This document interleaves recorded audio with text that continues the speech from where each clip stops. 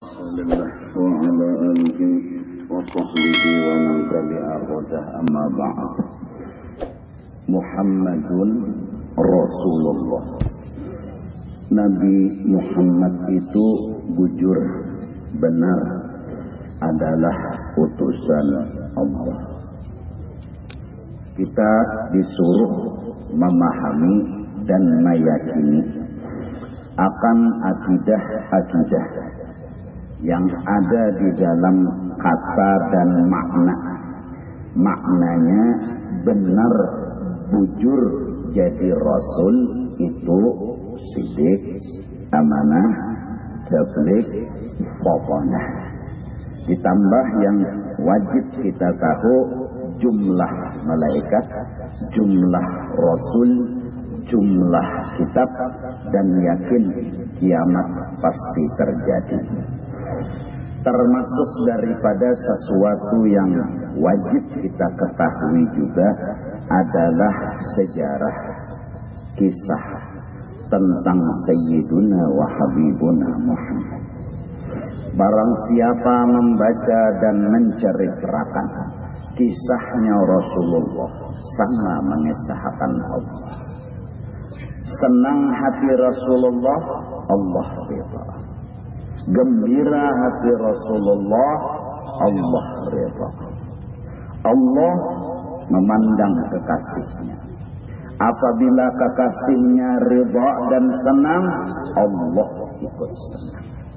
Maka orang-orang yang suka mengisahkan, menceritakan sejarahnya Rasulullah hingga melahirkan suka dan cinta, kagum dan salut, maka orang itu beruntung hidup di dunia dan beruntung hidup di akhirat.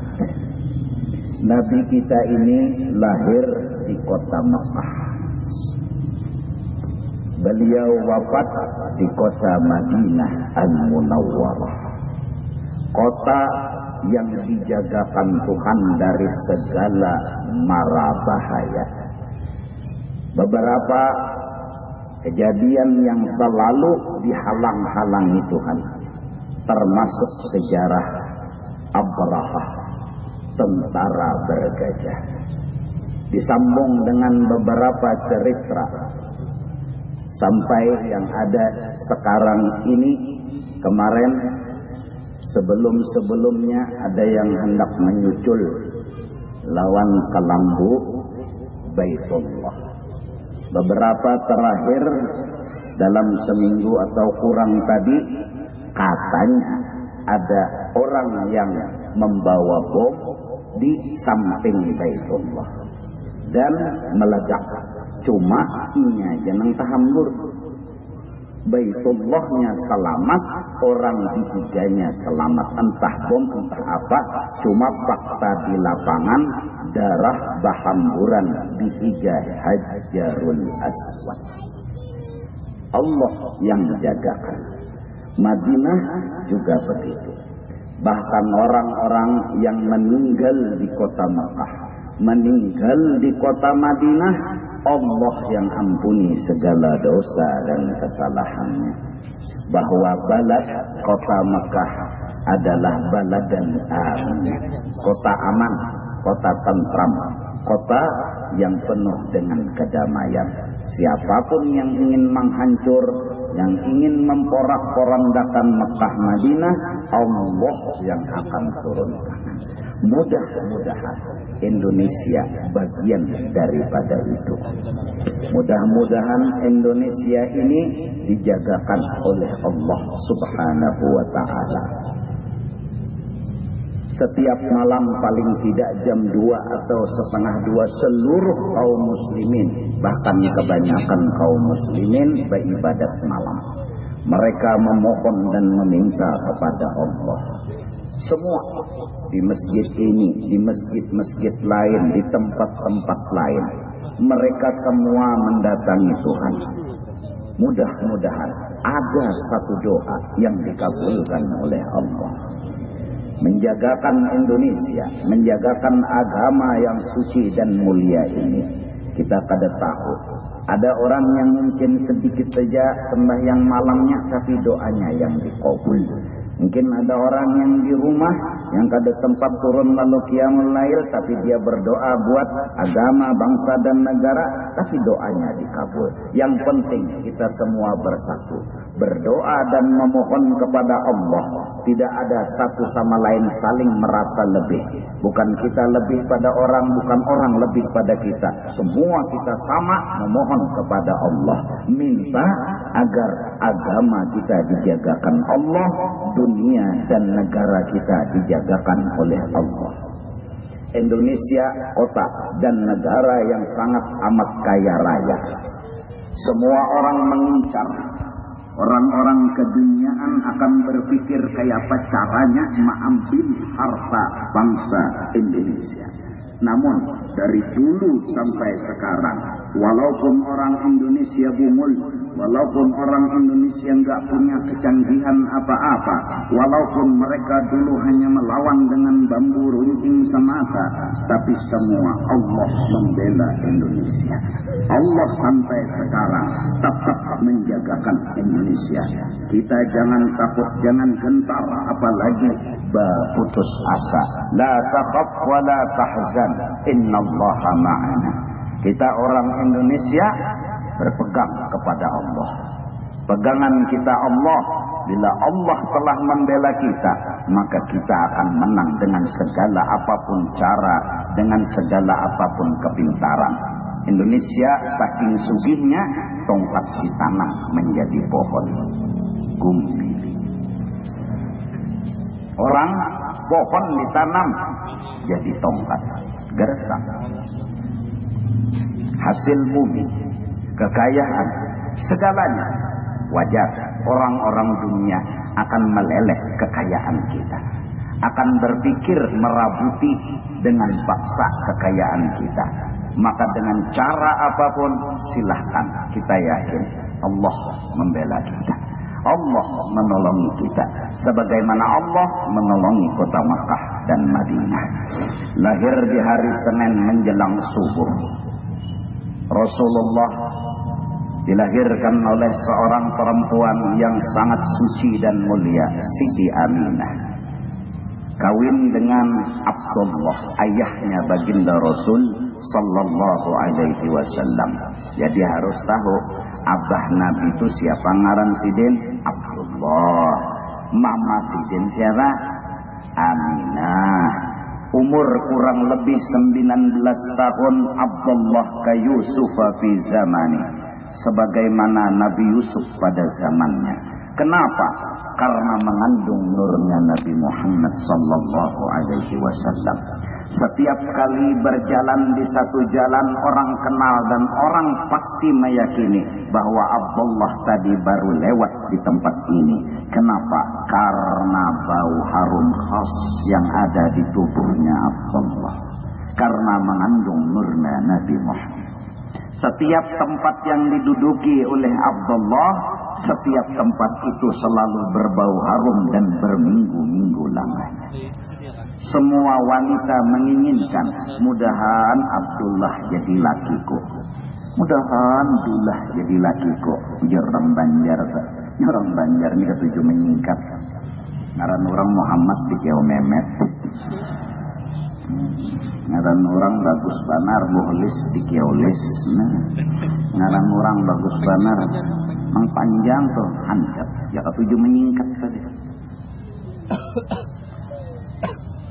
Allah telah menakdirkan dan menggariskan nur Nabi Muhammad yang mulia dan agung itu berpindah dari sulbi seorang laki-laki hanya kepada seorang wanita yang suci dan mulia, yaitu Siti Aminah. Kawin mengakadkan nikah di hari Kamis, perpindahan nur Nabi Muhammad di malam Jumat. Semua pintu langit terbuka. Tak ada satu pintu langit pun yang ditutup. Malaikat berbaris bersusun rapi. Semua makhluk sangat senang dan gembira. Berabad-abad tahun mereka menanti akan wujudnya nur Nabi Muhammad sallallahu alaihi wasallam. Para malaikat berseru, hai malaikat-malaikat, sebentar lagi orang yang kalian rindukan akan muncul di muka bumi. Sebentar lagi dia akan lahir. Hari ini, malam ini, perpindahan nurnya dari sulbi ayahnya kepada rahim ibunya. Malaikat bergembira ria, senang dan suka.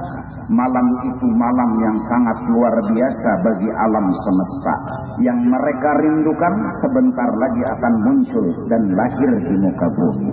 Hari demi hari, siang dan malam, selalu Siti Aminah itu dalam mimpinya bertemu dengan para nabi. Coba lihat betapa agungnya ibu Rasulullah, betapa mulianya ibu Rasulullah. Nabi Adam datang dalam mimpi, Nabi Daud datang dalam mimpi, Nabi Sulaiman datang dalam mimpi, Nabi Ibrahim datang dalam mimpi. Mereka berpesan dan berkata kepada ibunya Rasulullah, "Idza wada'ti syamsal falah wal huda fasammihi Muhammadan." Nanti anak ini laki-laki yang lahir, apabila dia lahir, kau beri nama Muhammad. Semua pesan. Kalau ibu Rasulullah orang ahli neraka, enggak mungkin Nabi Adam datang dalam mimpi.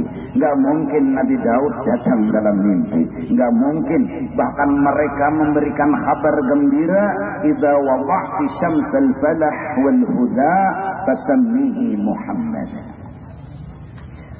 2 bulan dalam kandungan, ayah meninggal dunia. Ketika itu sang ayah pergi ke kota Madinah. Selain menjenguk keluarga yang ada di Madinah, persiapan untuk membeli kue dan oleh-oleh, sesuatu yang bakal disajikan ketika anak nanti lahir. Namun Allah berkehendak lain. Perjalanan kota Mekah sampai ke kota Madinah melawan panas terik matahari padang pasir yang tandus dan menghauskan, membuat Abdullah jatuh sakit dan akhirnya meninggal di kota Madinah.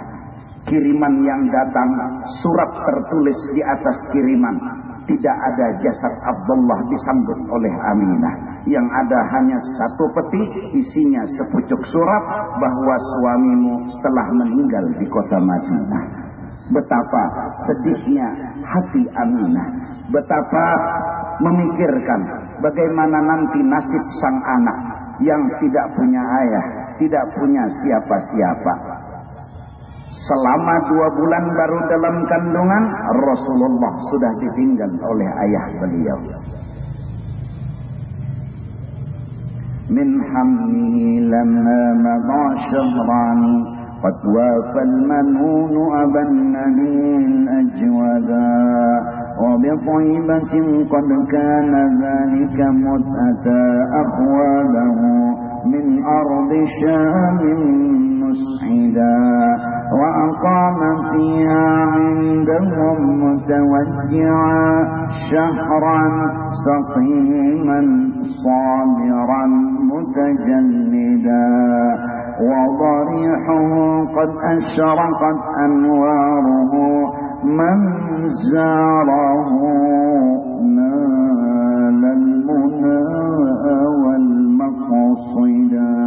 2 bulan dalam kandungan, ayah meninggal dunia. Rasulullah sudah yakin. Apa hikmat?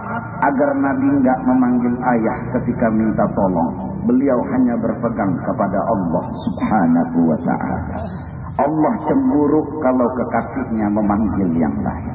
Allahu Akbar. Setelah lahir, Rasulullah sallallahu alaihi wasallam dikhabarkan, diberitakan kepada sang kakek Abdul Muttalib. Kai Sidin gembira, senang dan luar biasa. Lalu kemudian dikhabarkan lagi kepada Abu Lahab, paman beliau sendiri. Abu Lahab itu dingsanak oleh Abdullah. Abu Lahab paman wujud oleh Nabi.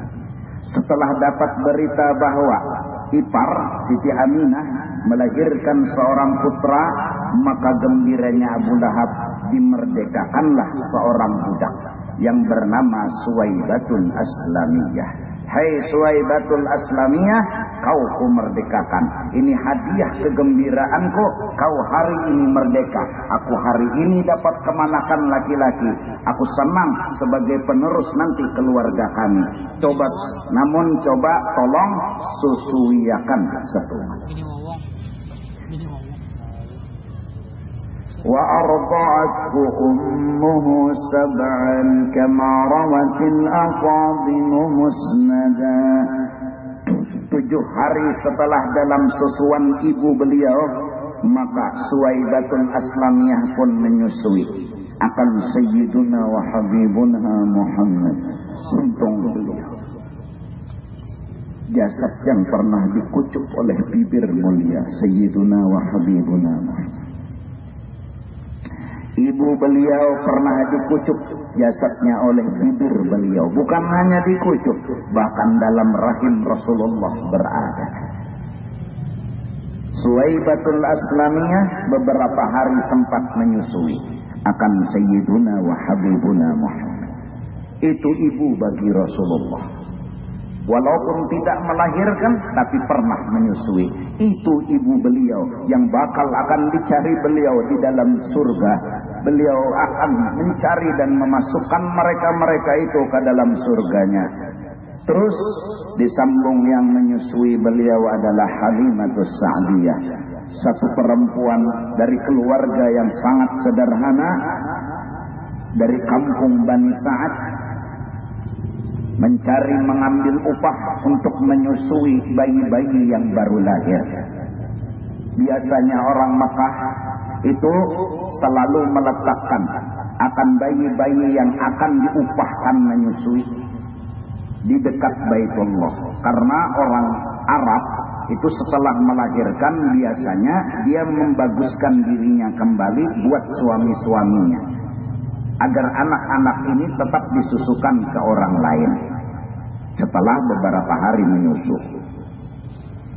Kedatangan Halimatus Sa'diyah dengan onta kurus, lapar, hingga memperlambat jalan, membuat orang-orang yang 39 rombongan telah mendahului sampai ke kota Makkah. Habis semua bayi diambil, kedatangan Halimatus Sa'diyah bersama suami terlambat. Mencari-cari adakah masih bayi yang tersisa. Di sekitar Baitullah sudah habis, namun tanya-tanya adakah lagi orang yang mau menjulungi bayi untuk diambil upah.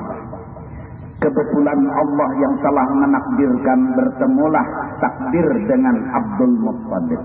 Abdul Muttalib sudah dapat suara bahwasanya, wahai Abdul Muttalib, jangan kau susukan cucumu kecuali kepada seorang perempuan yang nanti akan datang bernama Halimatus Sa'diyah. Beliau menanti dan menanti, dan kebetulan perempuan ada yang pelingau. Beliau curiga mungkin ini perempuan yang aku disuruh untuk menyusukan cucuku ke sana. Setelah ditanya, siapa namamu? Halimatus Sa'diyah. Dari mana? Kampung Bani Sa'ad. Lalu akhirnya, apa keperluanmu datang ke kota Makkah? Mau mengambil upah menyusui bayi. Namun sudah habis yang ada di sekitar Baitullah. Kata Abdul Muttalib, bagaimana kalau engkau kusuruh menyusui cucuku? Memang untuk upah kededa kepastian, tapi setidak-tidaknya jangan tolak dulu, lihati dulu bayi yang aku miliki. Maka sang istri Halimatus Sa'diyah melapor kepada suami, wahai suamiku, ulun minta izin, kayak apa menurut pendapat pian? Kata sang suami yang bijak, daripada kita enggak membawa apa-apa pulang, coba lihati ikam dulu bayi yang ditawarkan oleh laki-laki ini. Diajaklah Halimatus Sa'diyah ke dalam rumah Aminah. Saat ibu Rasulullah menyambut Halimatus Sa'diyah, terkagum-kagum Halimatus Sa'diyah melihat kecantikan ibu beliau Aminah.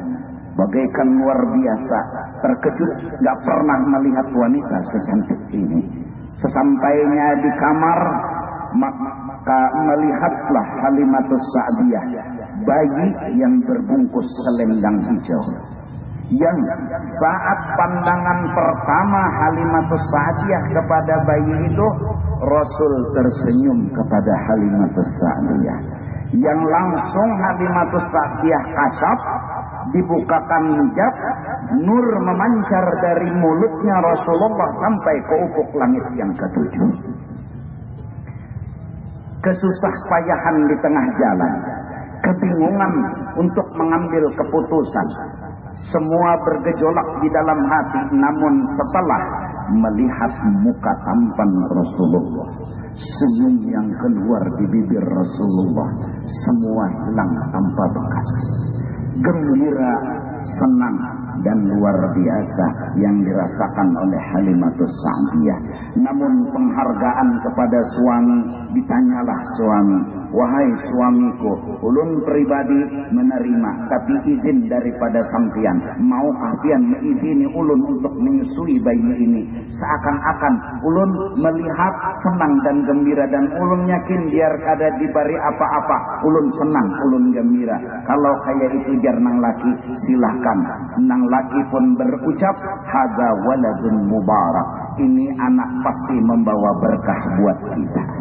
Maka minta izinlah Halimatus Sa'diyah bersama suami kepada ibu untuk menyusui. Sebelum pulang ke kota kampung Bani Sa'ad, mereka pun singgah di Masjidil Haram dengan niat ingin mengecup Hajarul Aswad. Sesampai di pintu Masjidil Haram, Hajarul Aswadnya yang berlepas daripada Baitullah mendatangi baginda Rasulullah sallallahu alaihi wasallam. Kemudian Hajarul Aswad pun mencium Rasulullah. Dengan mudah sang suami dan istri itu mengucup Hajarul Aswad. Kemudian balik lagi kepada Baitullah. Sang suami pun dengan yakin berkata, hadza waladun mubarak, ini jelas anak membawa berkah. Saat mau dinaikkan ke tunggangan onta sepertinya sedang bergembira ria, senang, dan entah kenapa Halimah sama suami enggak mengerti. Namun onta telah dulu mengerti bahwa dia telah beruntung ditunggangi oleh Sayyidul Anbiya wal Mursalin. Dia merasa bahagia, ini orang yang dia rindukan, ini orang yang dia nanti-nanti, sekarang hari ini telah menunggang belakangnya. Gembiralah unta hari itu. Sampai akhirnya saking gembiranya seperti punya tenaga baru, dia pun pulang dengan cepatnya menuju rumah Halimatus Sa'diyah. Sampai rombongan yang 39 lebih dulu pulang itu dibalap oleh Halimatus Sa'diyah. Setiap pohon, setiap daun, setiap batu yang dilewati oleh onta, semua berkata, Assalamualaikum ya Rasulullah, Assalamualaikum ya Rasulullah.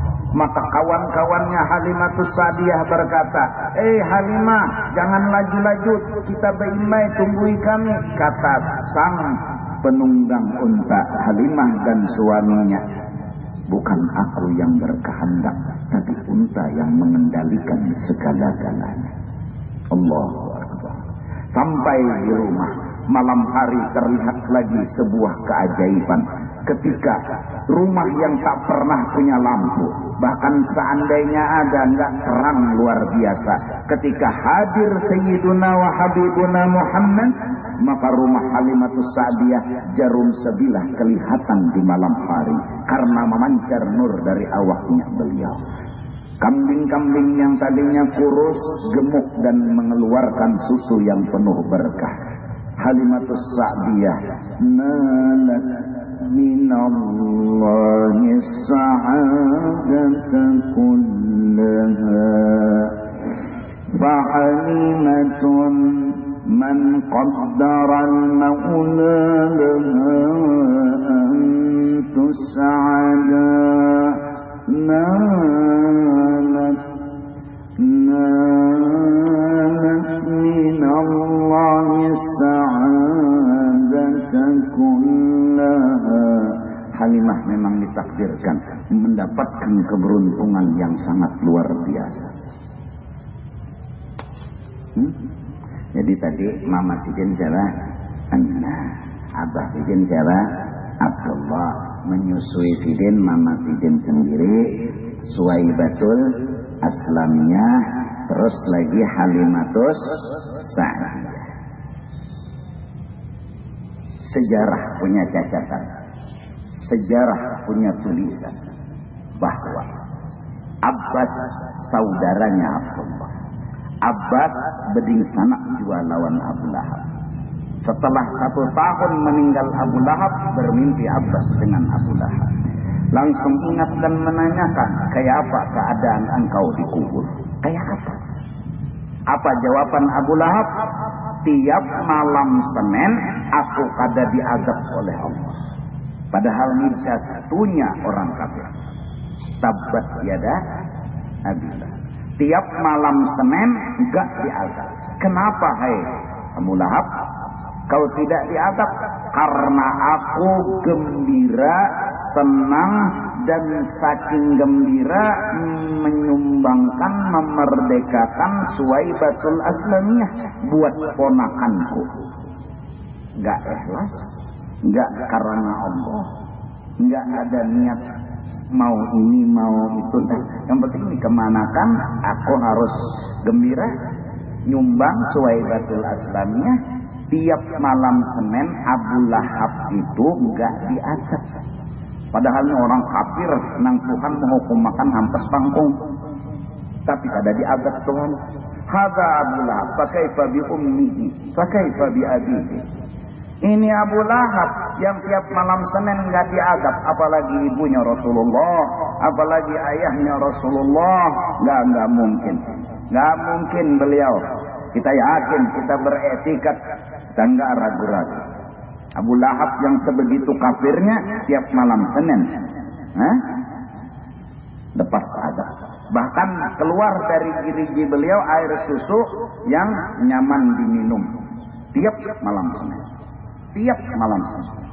Ketika beliau mendapat kabar dan gembira bahwasanya beliau punya keponakan dari anaknya. Nah, itu Abu Lahab.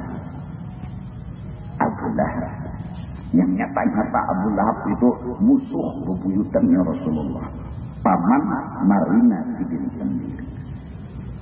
Ahum mukhrijiyah, apakah kulaku sendiri yang memusuhi aku?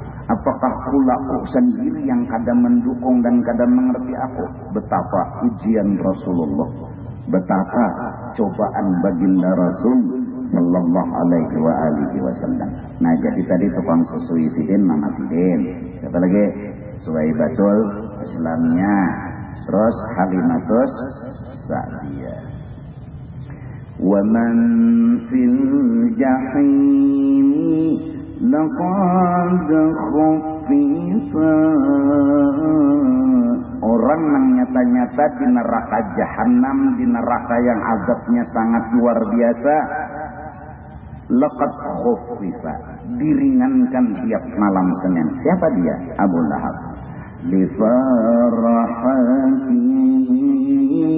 maulidal Mustafa, karena gembira senang dengan kelahiran baginda Rasulullah sallallahu alaihi wasallam.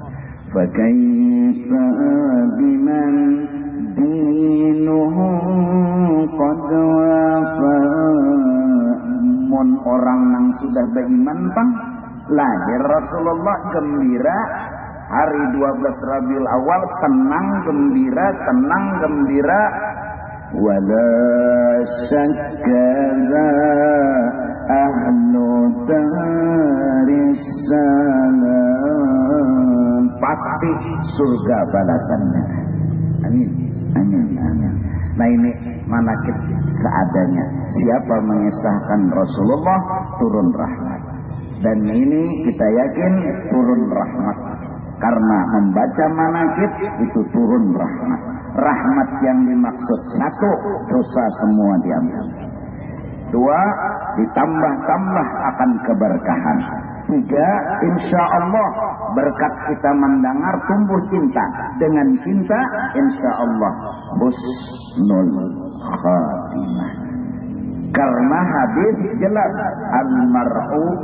al-mar'u ma'an ahab. Seseorang akan dikumpul dengan yang dia cintai. Kalau kita mencintai Rasulullah, nggak mungkin akan berkumpul dengan Rasul kalau nggak husnul khatimah. Maka orang yang sering baca manaqib Rasul, insya Allah husnul khatimah. Kenapa? Karena bakal ngumpul sama Rasulullah Sallallahu Alaihi Wasallam. Dan berkat malam bulan Ramadan, Allah ampuni dosa kita, dosa abah mama kita, keluarga, sahabat, kerabat, semua muslimin dan muslimat. Allah jagakan Indonesia sebagaimana Allah jagakan Mekah dan Madinah. Allah peliharakan Indonesia sebagaimana Allah jagakan Mekah dan Madinah. Ya Allah, bumi semuanya ini milik-Mu. Semua adalah hak-Mu. Kami tidak akan bisa berkata dan berbuat apa-apa selain menyerahkannya segala kepadamu. Kami hanya memohon dan minta kepadamu, jadikanlah hati kami selalu mengerti tentang perbuatan-Mu. Jadikanlah hati kami selalu mengerti dan memahami perbuatan-Mu. Jangan pernah mulut ini, jangan pernah otak ini, jangan pernah hati ini membahas, mengiktiraf, menghual atau menyalahkan perbuatan-Mu. Belajari kami ya Allah untuk mengerti dan memahami perbuatan-Mu, agar kami selalu berpikiran baik, menilai baik, berpikiran positif, selalu memandang-Mu dengan pandangan yang baik. Karena memang sebenarnya Engkau adalah Ar-Rahman, Engkau adalah Ar-Rahim. Bimbing kami ya Allah dengan berkat membaca manaqib Nabi-Mu, kekasih-Mu yang sangat Kamu cintai. Jadikan kami orang-orang yang selamat dunia dan akhirat, mati husnul khatimah. Amin, amin ya rabbal alamin. Afdalul zikri ba'da annahu la ilaha illallah, la ilaha illallah, la ilaha illallah, la ilaha illallah.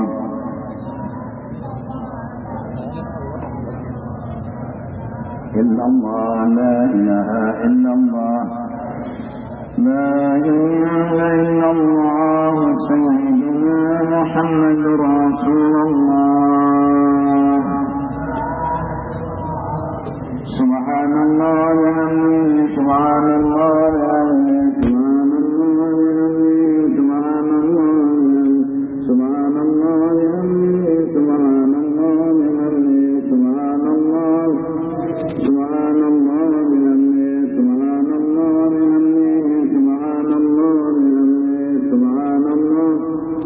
subhanallah.